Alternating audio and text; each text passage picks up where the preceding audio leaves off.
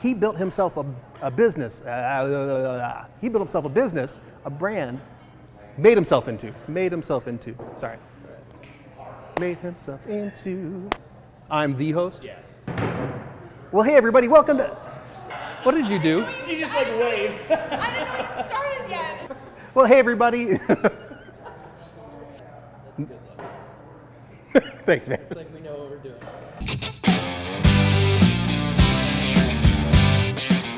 Well, hey everybody, my name's Jason Stum, your host here on Think Bigger, and I'm really excited. We're back for episode 3. I'm going to be joined by HondaPro Jason, and if you don't know HondaPro, you're going to want to know him real quick because he's got a lot to teach us. And he made himself into a business, a brand, and quite frankly, an internet sensation just by using his personality, a YouTube channel, and a healthy dose of big thinking.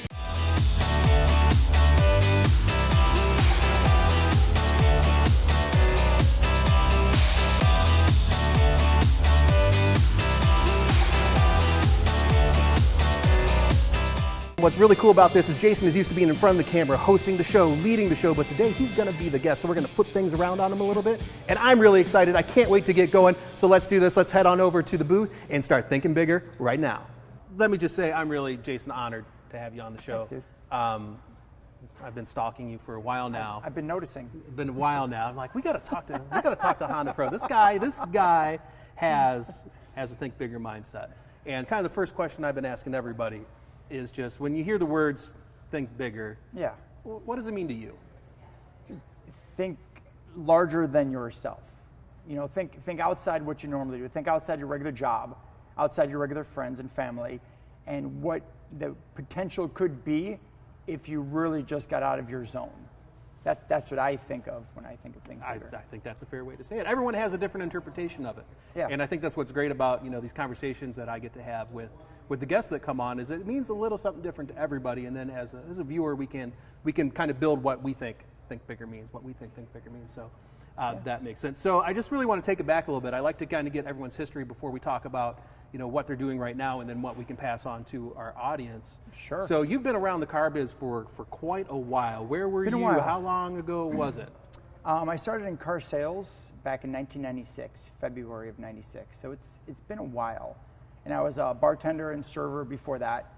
And just was always looking, went through a couple years of community college, but wasn't really sure what my job should be, what my real calling was.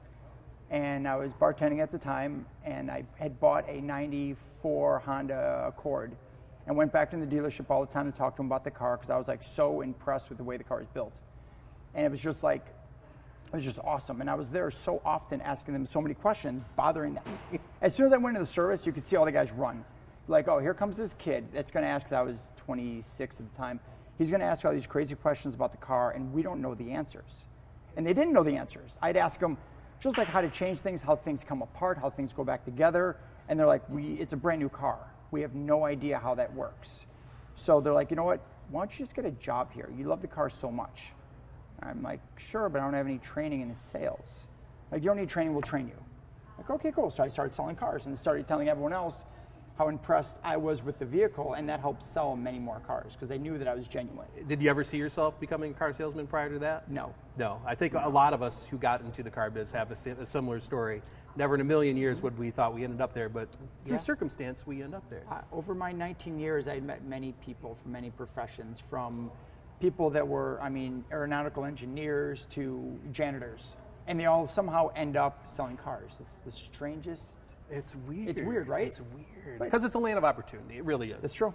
It really is. So, 96, you're there, you're working at Schaumburg Honda as a sales professional. Now, this is obviously 96, the internet was just coming online. So there probably wasn't anything you were doing there. But so there's obviously this transition that goes from starting in the sales department and then working your way towards utilizing video and becoming HondaPro. Yes. Let's get into the origin story, if you will. I'm a big superhero guy. Let's talk about the origin story of HondaPro Jason. So the origin story of HondaPro Jason, back when Bluetooth started, Bluetooth hands-free in cars and stuff, when that started, that whole thing started, the technicians that were really good at fixing mechanical parts of the car, but not the best at the electronics and setting them up, would always call me back to help with Bluetooth issues. I was a salesman, but I knew a lot about the cars. I was in them all the time, and I was always trying to figure out different ways they operated and worked, and I would set up different scenarios in my head to see if I could get the car to fail. Just because I thought that was fun, then I knew when it failed, how to correct it for a customer. So a customer would call up, be like, hey, my Bluetooth doesn't work. Okay, follow these steps and tell me what happens. And I just kind of diagnose it myself. So back in the service department, they called me up and they'd be like, hey, could you fix this for us? Sure. One day they had a problem with Bluetooth, and somebody just happened to mention, hey, why don't you go grab that HondaPro guy? He's a pro at Honda. He knows everything about these cars. Call him over. I'm like, wow, HondaPro. So that kind of stuck in the dealership as HondaPro. And then I just added Jason. Because that's your name. Because that's my name. So that works. It worked. That'd be weird if very your well. name was Jeff. But you know what? HondaPro Jeff doesn't have the No, let's same just ring go as with- HondaPro no. Jason. So I just added Jason, and HondaPro Jason was born, you know? So at that time, so it's just kind of like the internal nickname, right? We all It kind of was, have our yes. nicknames. It's, Yes. you know, Luckily, that was a nice one. my nickname was HondaPro. No Gross Jason, not as complimentary as HondaPro Jason. Was that like where someone gives you the opposite of what you really are? No gross, meaning all the cars I sold, we didn't make a whole lot of money. that kind didn't of make a whole lot gross. of money Not on. that you That's picked your actually nose and that's how I everything. got into the marketing side. It was like this Stum kid. He's not making any money selling cars. Let's find him something You're else to probably do. too nice. I probably was. That was the problem. I get told that a lot. I'm too nice. So, all right. So it's just kind of this internal nickname, HondaPro Jason. Yeah. At what point in time did you start to realize that maybe there is something here? Maybe this is a brand that I can build. I can become that something bigger than yourself. I don't know when that actual turning point was. Like, I never really thought about it. I was the guy that everyone would send their customers to. Their customers had a problem with Bluetooth, had a problem with their CD player, had a problem with anything electronic on the car, they'd send it to me. They'd be like, hey, can you set up their door locks? Can you do me a favor, Jason? Can you set them up? I was that go-to person. And when other dealerships started calling me at that dealership asking questions, that got weird. They'd call from other dealerships and be like, hey, Jason, we heard that you know a lot about this new door lock system. So you establish yourself at your dealership as the Honda Pro, the guy who just knows did. everything about Yes, Honda, I so much did. so that other dealers, competing dealers, are like, we got to get somebody who knows how to do this stuff. Let's give this Jason cat a call. So. Yeah. So you establish that, and so obviously the internet begins to mature. Yeah. Video becomes a regular part of our lives, and you've obviously seen some kind of need to start producing videos that help do some of this stuff. Take us through that process of how you got there. There was a turning point. There was a turning point where I said, listen, I need to do videos because I need to expand the people that I'm reaching. Right now I'm reaching people in my dealership, and then obviously some people outside my dealership by phone, but there has to be a way that I can reach them in a larger scale. So one day some guy comes in and he's like, hey, listen, I want to trade my car. And one of the questions you probably know being a salesperson, you ask is, well, what do you want your new car to do for you that your old car didn't? And then they will tell you, then you can land them on the right car. This guy said, you know, I have this Accord, it's 2008 Accord, and I really wish the back seats went down. I have longer items, exactly, you know where I'm going with this. Longer items that won't fit in there. And sometimes he said, I gotta borrow a truck or someone else's car because I have these big items and these back seats go down. They won't go down. And I'm like, come here for a second, let me show you something. He goes, what? I go, your back seats do go down. He goes, no, they don't. I go, no, they do. He goes, I'll bet you. You don't have to bet me, let me show you. So I pull the two tabs, I push the two seats down. He goes, son of a gun, I never knew that. So I started thinking about all the other stuff he doesn't know about his car and how he could have walked into a competitor's product and said, I want my back seats to go down, and Nissan, Ford, Toyota, Mazda, Infiniti would be like, oh yeah, no problem, here you go. And he would have bought them and never would have bought another Honda. And I want people to keep buying Hondas because I love the brand. And as far as I'm concerned, if I saw nothing but Hondas on the road, I'd be happy. So I showed him something he didn't know about the car, and his salesman might or might not have shown him. So I started thinking about maybe I can do a video and show people on the new Accord all the cool stuff it has. And so I did. And I called it Tips and Tricks on the new Accord. And I had salesmen from all over the country contact me saying, you know, I never knew the car did this. And then people that bought the car said, I never knew the car did that. Now I can enjoy my car so much more than I did before. I'm like, wow, this is cool.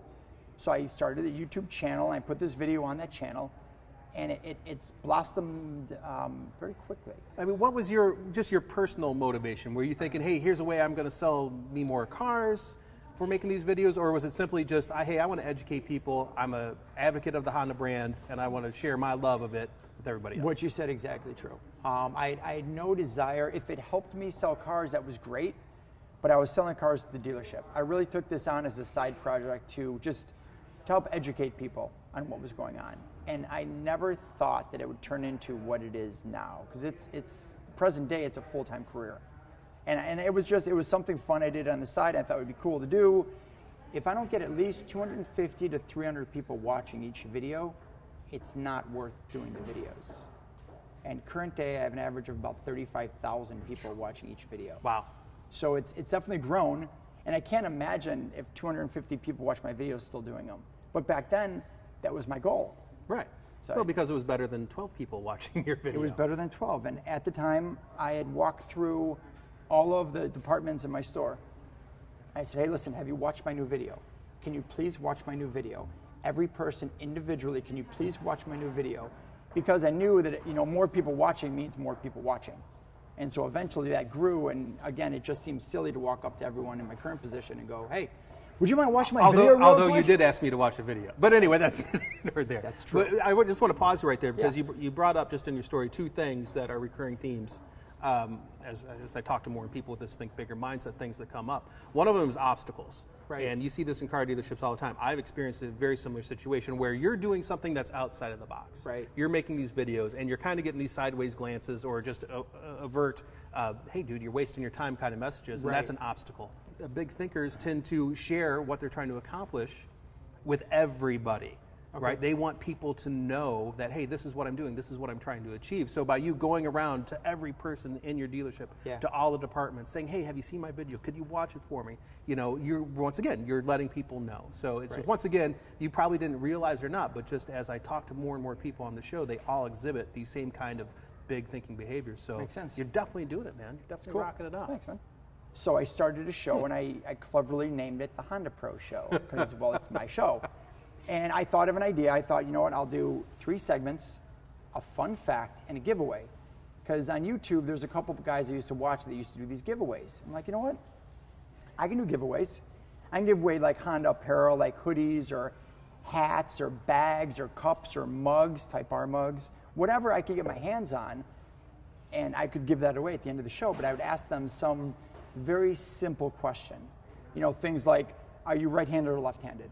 Like, that would be a question legit that I ask people, because I want everyone to answer. Sure. I thought more comments on my YouTube channel brought in more views. That was my thinking. That's good thinking. Right? A little bit more interaction with my fans. And so I started the channel and the HondaPro Show, which was actually first shot on an iPhone 3GS. I had one of those. Those are nice, right? Yeah.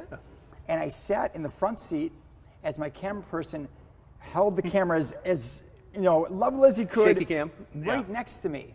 And the lighting was not ideal, obviously, and I was just sit there and we just do a show. And it was pretty much done almost with one take, like no break, no breaks, no nothing. And I made some little music for it, and I had a show. So now we have a full studio with real equipment and lighting and green screen, and it's gone way beyond. At what point in time did you really start to realize, hey, I'm on to something here. This is something. Okay. The first time I knew I was on to something is I was back in the parts department talking to the guys about buying some new hoodies for my show. And I'd buy 4 or 5 hoodies for my show, and I'd give them away. And I'm sitting there, and they call my name over the intercom that I have a phone call. And in sales at this time, a couple years back, you normally didn't get phone calls at the dealership. Everything went through your cell phone. So I'm like, that's strange. Let me just pick this up here. I pick up the phone, and that guy goes, hey, this is so-and-so from American Honda in Torrance, California. Is this HondaPro Jason? I'm like, yeah, this is HondaPro. And now the conversation could go 2 ways. It could either go, wow, we really like what you do, or cease and desist. Cease and desist. This is your warning. I'm like, oh my God, oh my God, oh my God. I'm like starting to like beat up with sweat. I'm like, yes, this is. He goes, I just want to let you know that we're big fans of what you do. I'm like, wow. This is starting out good. He goes, but it's not just us. He goes, everyone out here in California watches your show, and we really like what you're doing. Like, ooh, that's awesome. Would it be okay if we sent you a box full of swag? I go, yeah, that would be okay. What's your address? Give him my address. And lo and behold, about a week and a half, 2 weeks later, I get this big box with this beautiful winter jacket that I still wear to this day, a couple of hats, a bunch of lanyards, a bunch of keychains, a whole bunch of Honda stuff that I was able to give out on my show. And that was the first time that Honda actually reached out to me And I knew from that point forward that I have something. Like, if I caught the attention of Honda and they like what I'm doing, I'm going to keep doing it. And that I told pretty much everyone I knew that Honda had contacted me. Well, yeah, I would too. I would have made a video just about that. And then they started following me on all my social media pages. Oh, with the official Honda The channels. official Honda channel. Interesting. Twitter and YouTube, they followed me. And on my Facebook pages, they followed me. My Google Plus pages. And that was kind of cool. So Yeah. they were definitely watching me. So your relationship with Honda today, is it still, obviously then they called to let you know that they were impressed with what you're doing. They sent you a big box of swag for you to, give away on your show. Today, what's the relationship like with Honda? Is it any more formal? No, it's more friendly. If anything, it's much more friendly. And we work a lot closer together than we did back then. I thought we worked pretty good together. At least I thought we were working together, but they were just kind of on the sidelines watching me. And I was like, oh, yeah, Honda's watching all my stuff. So I'm thinking, I'm working kind of with them a little bit. And as time goes on, this channel is getting bigger and bigger. And now I'm getting into the 1 million people viewing my shows. So about a year ago, a company contacts me and like, hey, listen, we want you to work for us. I'm like, oh, that's awesome. Thanks. But I have a job. That was really kind of like, well, hear us out. So I had a meeting, and they do a lot of work with Honda and advertising with Honda. And they have other companies within their company that also works with Honda. And it really looked like a way for me to branch out and help way more people than I was helping before. Right. So I made the step. I'm like, listen, I want to continue to do what I'm doing. I just want to do it on a bigger scale. So we agreed, and I had left car sales. As soon as I left car sales, the next car show was the Chicago Auto Show. And at the Chicago Auto Show, it was amazing. I met a lot of the corporate people from Honda because I got to meet the president and CEO of Honda of America, okay, Mr. Yamada.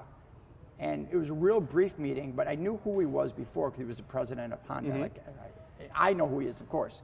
We met very briefly, we were introduced. He was very interested in what I was doing, so much so that the next day when I saw him in another meeting, Mr. Yamada, it's good to see you. I met you yesterday. He goes, I know who you are. You're HondaPro Jason. I'm like, yeah, that was nice. He remembered my name. He goes, actually, I watched all your shows last night. Not all of them, but I watched many of them. And then he started reciting my lines back to me.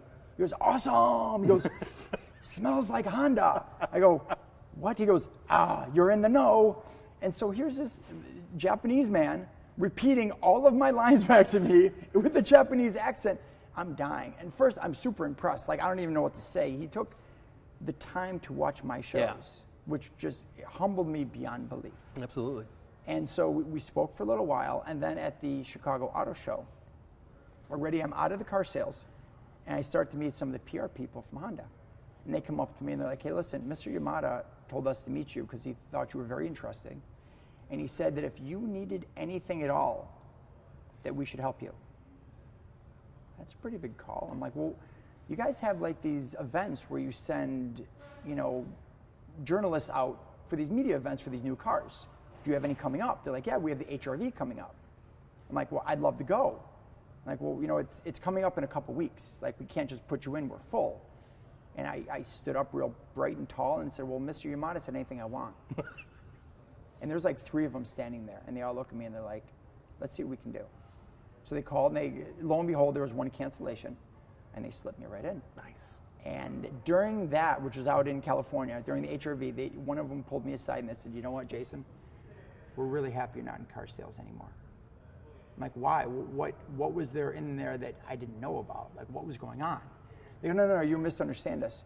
We couldn't really support you when you were in car sales because there was a conflict of interest with all the other dealerships. If we supported you, we'd have to support everyone at every dealership, and that wouldn't be fair. Like, that was the only way to do it. So now that you're not in car sales, we can help you, you can help us, let's build this huge. And that was really the beginning of me working not for Honda, but with Honda. And Honda, luckily, it started sending me out to journalist events all over the United States. And then I started going out of the country. So we flew out. I took my girlfriend at the time, my wife now. We flew out to the Netherlands. We went all through Germany. We did an event a Type R event out in Germany. A Type R event out in Germany, which was amazing for the new Type R. Then we went out to the Netherlands and did Honda Fest. And that's really where I realized that I was known globally. Like, you don't really, you're like, oh yeah, people like, they tweet you and they send you messages. Sure. I'm from Germany, I watch all your stuff, it's cool. I'm like, oh, that's great, someone from Germany watches my stuff. But then you go to that country, and I was standing there, and I'll never forget it. There was a time I'm standing and talking to this one guy about a car, and my girlfriend comes up to me and she goes, hey, Jason, you might want to hurry up. I'm like, why, what's up? She goes, look, and I look down, and there is a line of no less than 35 people standing there waiting to talk to me with books and pens waiting for me to sign things, things they drew for me, things they built for me, little toy cars.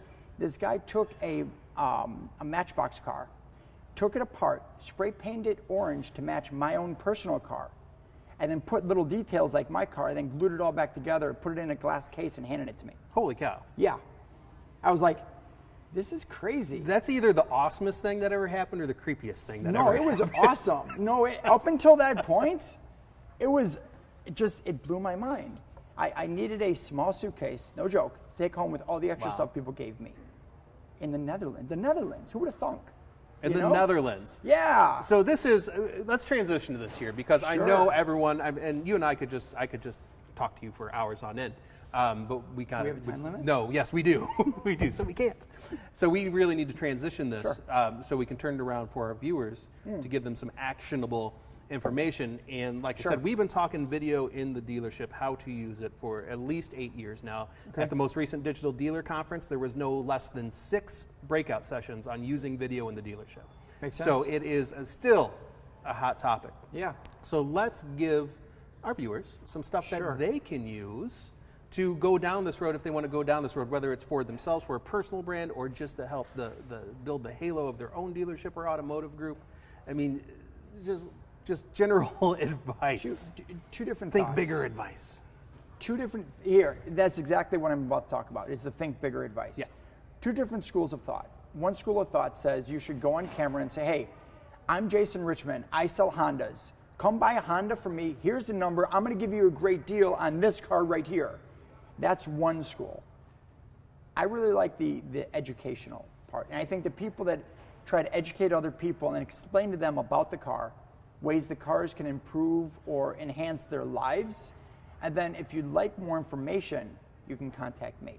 Not so much as, give me a call, I'm gonna give you a great deal on this car right here. People, I don't think, want to hear that. They hear that every time they go into a dealership. Mm-hmm. So sure, are you going to be making this big, long video with a little bit about yourself at the end? Yes, you are. But you're going to educate people. It's going to be more fulfilling, and I think more people are going to react to it and engage with you than if you just said, here's the phone number, call this number for a good deal. Sure. So that's what I really think that you don't need special equipment. I started with an iPhone. You can start with an iPhone.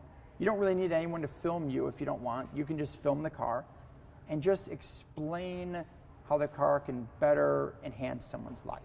Right. And put it on whatever channels you have, or just put it in an email and send it out to people. I think they'll appreciate it, not just when they're looking to buy the car, but what I found out is after they had bought the car. You know, you buy a car in the summer, you might not need to know anything about traction control if you live in a wintry state. So when the winter comes in, send them a video about traction control. Explain to them what they could see happen, or in the 4-wheel drive system, how the 4-wheel drive system works to help them. They'll not only like it, but they'll probably share that video with other people that are looking for cars. And then you'll just slowly start to expand, you know? Right. No, it makes perfect sense. Yeah. And I think that's kind of a common point when it comes to doing any kind of content creation. If you're doing it for kind of like a selfish reason. Right. Hey, I hear that if I make videos, I'm going to sell 10 more cars. Exactly. And you're not passionate about your product. Clearly, you're passionate about Honda. Just like why would you say anything about my passion towards the brand of Honda? It's just something about you. Really? Anything in particular? You want me to bring my Honda hat and Honda jacket it's just out? Something you just like exude, like I like Hondas, kind of? I do a little bit, yeah. But if I you're say not it's in my blood. Do you bleed blue? Do you bleed blue blood? Are you A blue blood bleeder? a blue blood bleeder? I am, He's a blue actually. blood bleeder. Yeah. Oh, I was told I wasn't allowed to sing on Think Bigger anymore. Can't imagine why. I don't know. I'm such a great singer. Episode 2? Oh, sorry. I do watch your episodes, by the way, and Thanks. I watch yours. I was very excited to find out that I'd be a guest on the show. Nice. Really, I think the show's cool. I think the idea is great. I think it'll help people.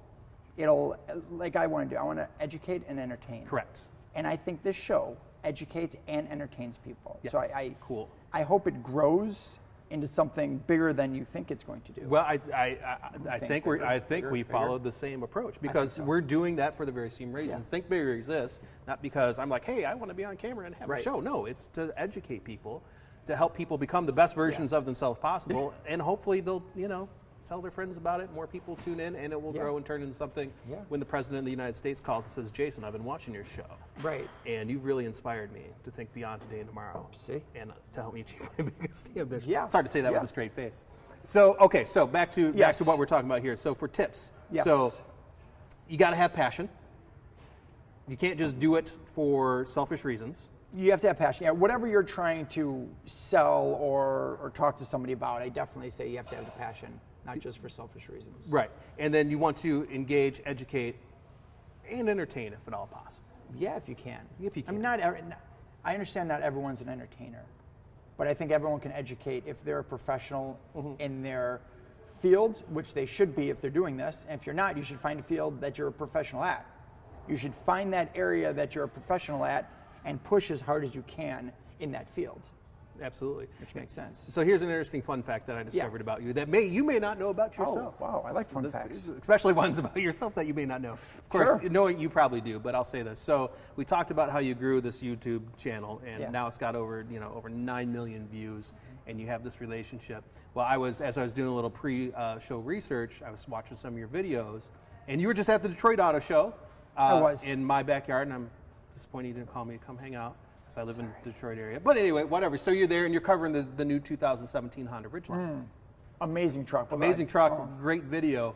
And so I was watching that, and then I saw up on YouTube what was next up was Honda's 2017 Ridgeline video.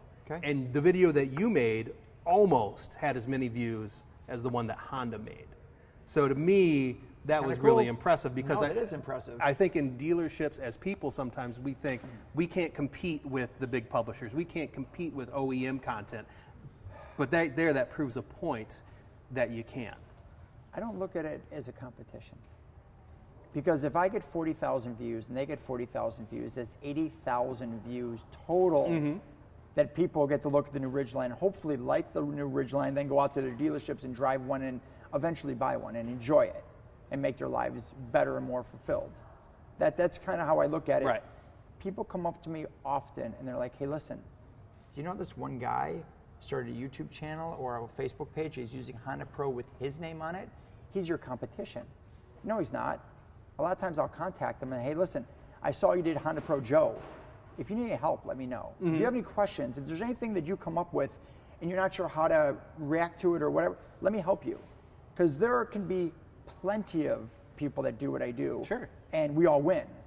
That's the way I look at it. The more the merrier. Yeah. And when I say competition, I mean from a search perspective. So somebody types in 2017 Ridgeline. How is my video ever going to show up when you got the manufacturer, when you got Motor Trend, when you got all those things? I do want them to watch my video over someone else's video, of course, because I put a lot of time and effort into that. Well, sure. video. You want people to see it, But so you after can my as video, an they can watch other people's videos. Right. So as an individual, you can compete content-wise with the big publishers of the world, with the OEMs of the world. That's pretty cool. I didn't know I had as many views as Honda on something. Almost like that. as many. So HondaPro Jason, thank you so much, my man, for coming on the show. My pleasure, brother. Truly appreciate you spending some time with the Think Bigger audience here today. If anybody has some questions, wants to pick your brain a little bit, what's the best way for somebody to get in touch with you? Easiest way would be email, jason@hondaprojason.com. And you're on the Twitter. What's your Twitter handle? HondaPro Jason. Oh, simple enough. Ask me what my Instagram is. What's your Instagram? HondaPro Jason. What about Facebook? What's your Facebook? HondaPro Jason. What's your MySpace? I'm not on MySpace. Ever. Ever. The easiest way to find it, just look up for HondaPro. Just look up HondaPro Jason. Maybe subscribe to his YouTube channel. If you'd like. Or maybe watch a few of his videos. If you'd like to stay in the know. Even if you don't work at a Honda dealership. No big deal. I'm here to help. Go right on, brother. Really appreciate it, my man. Cool, dude. Talk to you soon. Yep. Well, there you go, guys. Another episode of Think Bigger is in the books. I hope you learned a thing or two. I know I did. So take care, guys. See you next Tuesday, 3:30 p.m. Eastern Time, only on the Autotainment Network, where we think bigger.